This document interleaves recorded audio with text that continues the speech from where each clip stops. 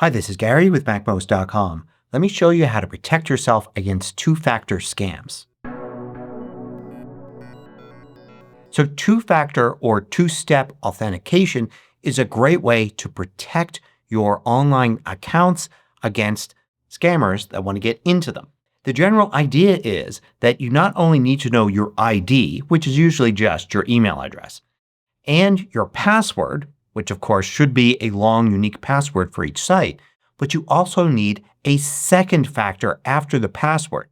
This is usually a code that changes all the time.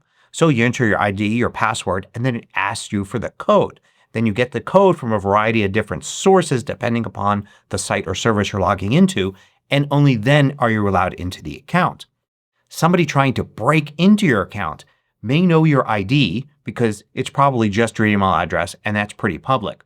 But hopefully they don't know your password and can't get the code. If they do know your password though, you're still protected. That is, unless they try to scam you out of the code. And they could do that one of three main ways. The codes usually come from an authenticator app. This is an app like the Apple Passwords app that generates usually a 6-digit number, and it's different every time. So you go to log on now and it's one 6-digit number, but you do it say next week, it's going to be another 6-digit number. These are usually called authenticator codes. Google's Authenticator app was the main one that originally provided these, but lots of different password managers can do it. Chances are if you're using an iPhone, an iPad, or a Mac, you're probably getting them from the Passwords app. But you could still get them from Google Authenticator and a variety of other password apps that will generate the same code. It's basically taking a key that's part of the account and using that to generate the code based on the current time. And then that's what you enter in and the site or service on the other end confirms. The great thing about these is they change all the time. So if somebody were to steal your code right now and then try it just say 5 minutes later, it won't work anymore. It was tied to that specific time. But another way to get these codes is over text messaging. The SMS system, which sends out text messages across all the mobile providers, is often used for this. Originally it was very often used, but it's less and less so now because of the problems we're going to talk about right here. So you go to log on to a site, you type in your ID, you enter your password, and then it tells you to look for a code that you're going to get as a text message. You see that code, you type it in, or in the case of an iPhone or a Mac, it's probably going to automatically put it in there for you, and now you can log in.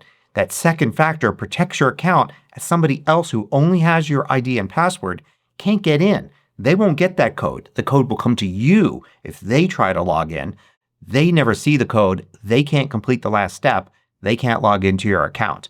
But there are three methods that can be used to scam you out of that code and get into your account. Other articles and videos will talk about other methods, but those are usually just variations on these main three. So the first one is called direct calling. So this is when they're going to call you directly. And it can happen over text or email, but usually it's a phone call. So in this case, they've got two pieces of information and they're missing that third. They know your account ID, your email address, and they know your password.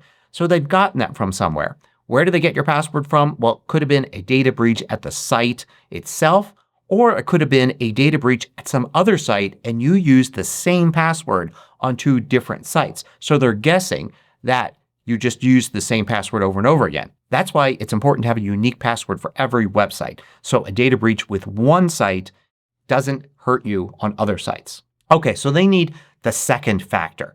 How do they get that code? Well, first they'll call you and they'll pretend to be from that site or service. A lot of times they'll actually claim there's a security issue. So they're basically claiming to help you with security instead of actually trying to scam you into getting access to your site. So what they're going to do is they're going to say that there's a problem, and to make sure that they're talking to the right person, they're going to send you a code and you can tell them that code and that will confirm that they've called the right person. So basically they're getting you to look in the opposite direction. They want you to think of them as somebody helping you with security, not doing the opposite. So on their end, they log in with your ID and password and then it asks for the code. The code goes to you, not to them. So you get that code But now because you've been told by them that they're sending you a code and the code seems to come from the same place that they say they're calling from, you think it's okay. You tell them that code and now they've got your two-factor code. They complete the login on their side and then they'll quickly get off the phone with you because now they're into your website and they can go ahead and change the password and lock you out. So how do you protect yourself against this? Well, like any other spam, you shouldn't talk to somebody on the phone or reply to text messages that you get. If you think it could be real, you use the real contact information, not whatever's provided in the email, voicemail, or text message that you get, to call the real company to figure out what's going on. Also, look at the text message you get with these SMS two-factor codes because often they'll warn you against this exact kind of thing, but not often enough. Here's one example which plays right into scammers' hands. You can see here you're just given a security code. It seems to come from the actual company. Like if you look up those 5 digits you'll find that it's the real company because they're faking the caller ID. And it doesn't say anything special except that it's a security code. The person at the other end, the scammer, is actually going to say, I'm sending you a security code. So it all seems legit. A much better way of doing it is to send a message like this. One that right up front says that the company will never call or text you for this code. You should take that advice for all codes you get over SMS even if it doesn't say that. You don't give this code to somebody else. This is just something you use when you're logging on directly and there's nobody else involved. If you find these videos valuable, consider joining the more than 3,000 others that support MACMOST through Patreon. You get exclusive content, course discounts, and more. You can read about it at macmost.com/Patreon. Now let's look at method number 2. This is often called a man-in-the-middle attack, which makes it sound really spooky and scary. But in this case, the person trying to scam you doesn't really have anything on you. They just have your email address, which is public. You get tons of spam. Your email address is on spam lists. And chances are they're not trying to attack you. They're sending this out to like 1 million people. They don't know your password. They can't access the two-factor code. They're going to try to get everything from you using this scam. So what they're going to do is send out this spam and it's going to have a link to the site or service. It's a fake link though. It's going to their website, not the real one. But it's going to look real. It's going to ask you for an ID and a password. And it's going to look just like the real site unless you look closely at the URL for the page you're on. If you fill out the ID and email address, it's going to send it to the scammer who will then be notified that somebody fell for the first part of the trap. And then they're going to take that ID and password and enter it into the real site. Then that will trigger the two-factor code. Not you entering it into the fake site, but them entering it into the real site. But the two-factor code comes to you, to your phone number. However, on your fake site, it's simply going to ask you for that code, just like it would if it was the real one. You enter that in and it's still not logging you in. You're still not at the real site, but it's now sending that code to the scammer who is sitting there waiting, looking at the screen saying, enter the two-factor code. So they enter the code that you voluntarily gave them and now they're in. There are a lot of scary things about this. A scammer can throw the scam out there to 1 million people, see who they catch. You don't really know you're being attacked.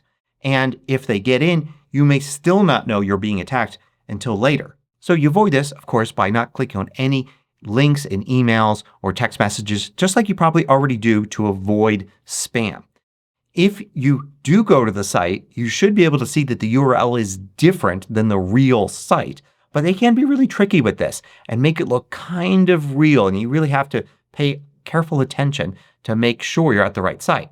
But the ultimate way to protect yourself against this is use a password manager. The reason that works is because password managers store the website and the password and the two-factor code. When the scam email sends you to the wrong website, it doesn't match the one you have in your password manager. So it doesn't have a password for the scam site, which hopefully triggers your suspicions to look carefully at what's going on here and avoid this scam. Password managers are the ultimate way to avoid a man-in-the-middle attack of this kind. Now there's a third method which is scary because it doesn't involve you at all. They're not actually scamming you. They're scamming the phone company. So in swim swapping attacks, They need to know a lot about you right away. They need to know your account ID, they need to know your password, and they need to know your phone number. These things aren't impossible to get, especially if there's been a data breach, but they still won't have access to the two-factor code. So they're using this scam to get that last piece. What they're going to do is they're going to call not you, but your mobile phone provider, and they're going to try to convince them to switch the phone number from your phone to their phone. They're going to do that by pretending to be you and being clueless about how to switch to a new phone. So the mobile phone provider shouldn't allow them to do this. But if they're persistent and if they follow certain scripts, they could try to convince the mobile phone provider to switch it. And then they could just go try to log in with the ID and password that they already have, and their two-factor code will now come to them because they switched your phone number to their phone. Now they can get into the account. So this is scary because it can happen without any involvement on your part. But fortunately there are ways, and really good ones, to avoid this. The first is to avoid SMS as a two-factor authentication mode. You should be using an authenticator app like in the Passwords app on your Mac or iPhone to get these codes. They shouldn't be sent over your mobile phone provider anymore. Now that said, there are going to be websites and services that still have this as their only option. But if you notice that you're getting two-factor codes over SMS from someone, you may want to log on to that site or service and look at the security settings and see if there's another option. It could be when you first signed up, SMS was the only option, but they have regular authenticator codes now. Another thing to be on the lookout for is any problems with your phone, particularly with SMS messages. Like if suddenly you can't send any or you're not receiving any or the phone isn't working, then something's up and you're going to want to call your mobile phone provider to figure out what the problem is anyway. But be suspicious that this is what might be going on. Now while this may seem like the scariest of all the scams, there are actually ways to protect yourself against this using functions at your mobile phone provider. They have different names for it. AT&T calls it wireless account lock, Verizon calls it number lock, and T-Mobile calls it SIM protection. If you have a different provider, they probably have a different name for it. Look into that now based on your phone provider and make sure that's turned on. Now of all the methods I've told you for avoiding two-factor scams, you've already done the most important one, which is basically to learn about them.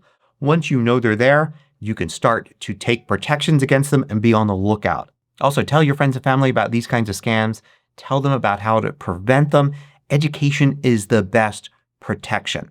Stay safe and thanks for watching.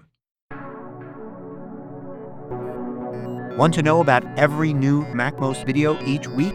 Sign up for the absolutely free MACMOST email newsletter at macmost.com/newsletter.